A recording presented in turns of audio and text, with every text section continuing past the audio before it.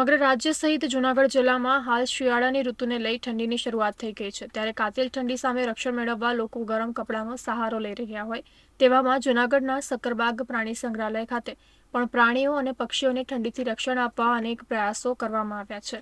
સાથોસાથ પ્રાણીઓના ખોરાકમાં પણ વધારો કરવામાં આવ્યો છે. બીજી તરફ પક્ષીઓને ઠંડા પવનથી રક્ષણ આપવા પાંજરામાં ગ્રીન નેટ લગાવવામાં આવી છે. તેમજ સરીસૃપોને ઠંડીથી રક્ષણ આપવા ઇલેક્ટ્રિક લેમ્પ તેમજ હીટર પણ મૂકવામાં આવ્યા છે. આ તરફ માંસાહારી પ્રાણી જેવા કે સિંહ, વાઘ અને દીપડાને ઠંડીના કારણે ખોરાકમાં પણ વધારો કરવામાં આવ્યો છે. આ સાથે જ ઠંડીથી રક્ષણ આપવા પાંજરામાં સૂકું ઘાસ પણ મૂકવામાં આવ્યું છે. અત્રે ઉલ્લેખનીય છે કે સક્કરબાગ પ્રાણી સંગ્રહાલય ખાતે શિયાળો, ઉનાળો અને ચોમાસાની ઋતુમાં પ્રાણીઓના રક્ષણ માટે વન વિભાગ દ્વારા અનેક સુવિધાઓ ઉપલબ્ધ કરવામાં આવે છે.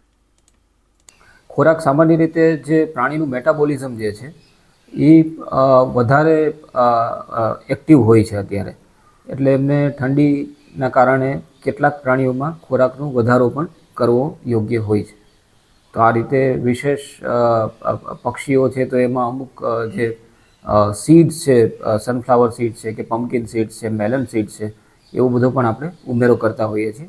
મીટમાં પણ એવું જોવામાં આવ્યું છે કે જે કાર્નિવોરસ પ્રાણીઓ છે, એટલે કે સિંહ છે, દીપડા છે કે બીજા નાના સસ્તન કાર્નિવોરસ એટલે કે માંસભક્ષી પ્રાણીઓ, તો એનો ખોરાક પણ 10-20% અમુકનો વધી જતો હોય, તો એ રીતે આપણે એને વધારે આપતા હોય છે. અને જે વિન્ટરમાં નેસ્ટિંગ કરતા હોય એવા બર્ડ્સ હોય, જેમ કે વલ્ચર્સ છે, ફિઝન્ટ્સ છે, કેટલાક જંગલ ફાઉલ છે, તો આ બધાને પણ નેસ્ટિંગની વિશેષ વ્યવસ્થા થાય, નેસ્ટિંગ મટીરિયલ ઉપલબ્ધ થાય, પર્ચ એટલે કે બેસવા માટે કે માળો બનાવવા માટેની જગ્યા ઉપલબ્ધ થાય, એના માટે પણ આપણે પ્લેટફોર્મ્સને એવું બધું તૈયાર કરતા હોઈએ છીએ.